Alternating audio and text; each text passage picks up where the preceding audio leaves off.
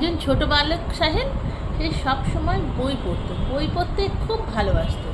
আর তার বাবা ছিল একজন শিক্ষক, তিনি তাকে বইয়ে পড়ার গুরুত্ব কী সেটা বোঝাতো সব সময়। তিনি সাহেলকে বলতেন, বই হচ্ছে জ্ঞানের ভাণ্ডার, তুমি যত বেশি বই পড়বে তুমি তত বেশি জ্ঞান অর্জন করতে পারবে। তুমি বই পড়ার মাধ্যমে নতুন নতুন জ্ঞান অর্জন করতে পারবে, নতুন নতুন জিনিস সম্বন্ধে জানবে, নতুন নতুন জিনিস শিখতে পারবে এবং বই পড়ার মাধ্যমে তোমার জীবনে আরও সমৃদ্ধ হবে। সোহেল বাবার কথা শুনতো আর বাবার কথা মনে করে সে প্রতিদিন একটা করে বই পড়বে, এটা প্রতিজ্ঞা করলো। প্রথমে তার কাছে বই পড়া কঠিন মনে হচ্ছিল, কিন্তু তিনি ধৈর্য ধরে বই পড়ার চেষ্টা করতে শুরু করলো। সাহেল প্রথম ছোট ছোট গল্প বই পড়ল, পরে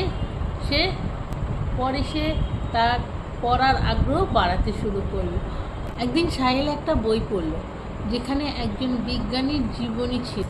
সে বুঝতে পারল সে বিজ্ঞানীটি কিভাবে তার পড়াশোনা, তার গবেষণার মাধ্যমে বড় হয়েছে এবং বড় আবিষ্কার করেছে। মানে প্রতিজ্ঞা করলো সেও একজন বড় বৈজ্ঞানিক হতে চান।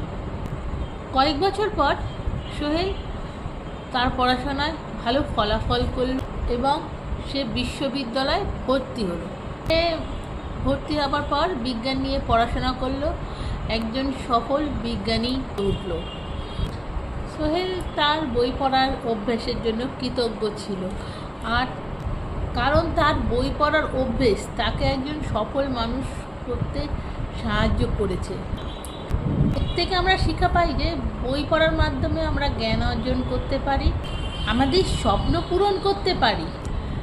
ধৈর্য এবং নিয়মে পড়াশোনা করলে কি আমরা যে কোনো লক্ষ্যে পৌঁছতে পারি। নমস্কার।